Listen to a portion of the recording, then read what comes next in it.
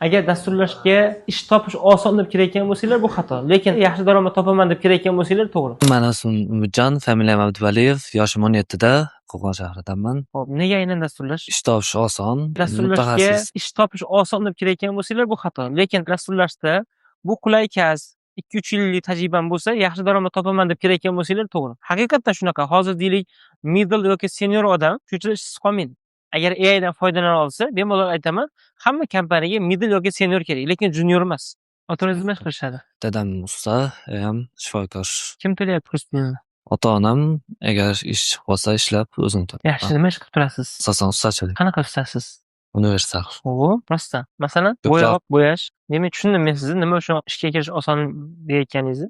Ustachilikdan ko'ra bu oson kasb, 100%. Bu aniq. Ya'ni odam toza joyda, pokiza joyda o'tirib ishlaydigan narsa, lekin ishga kirish oson emas. Masalan, middle yoki senior bo'ling-da, ishlarda kerak bo'lsa saralab olasiz. Kelajak orzular qanaqa?